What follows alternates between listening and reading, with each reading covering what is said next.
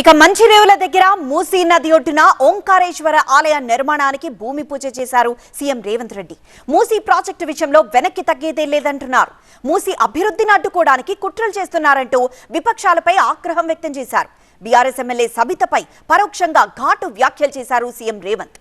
మూసీ ప్రాజెక్టుకి వ్యతిరేకంగా ఎన్జీటీలో కేసు వేయించారని మండిపడ్డారు. అయితే ఎవరెన్ని కుట్రలు చేసినా మూసీ ప్రాజెక్టు ఆగదని సీఎం రేవంత్ రెడ్డి తేల్చి చెప్పారు.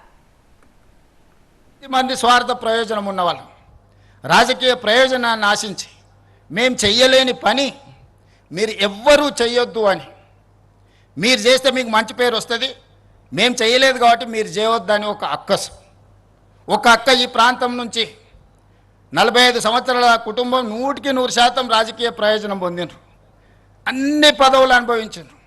ఈ ప్రజలు ఇవ్వందే లేదా అక్కకు.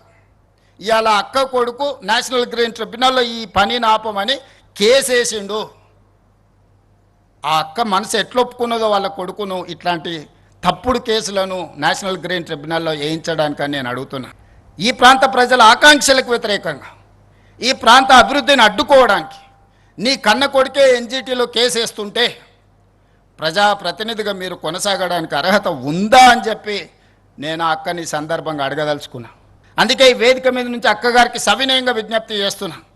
ఈ ప్రాజెక్టును అడ్డుకోవడానికి నీ పుత్రరత్నం వేసిన ఎన్జీటీ కేసును తక్షణమే ఉపసంహరించుకోండి, లేకపోతే ఈ ప్రాంత ప్రజలు మీ కుటుంబాన్ని సామాజిక బహిష్కరణ చేసే పరిస్థితి వస్తుంది, అంత దూరం రానియొద్దు అని చెప్పి నేను వారికి సూచన చేస్తున్నా. 600 అక్కడి సూర్యుడు ఇక్కడ మొలిసిన ఈ ప్రాజెక్టు చేసి తీరుతాము. ఇది మా దీక్ష.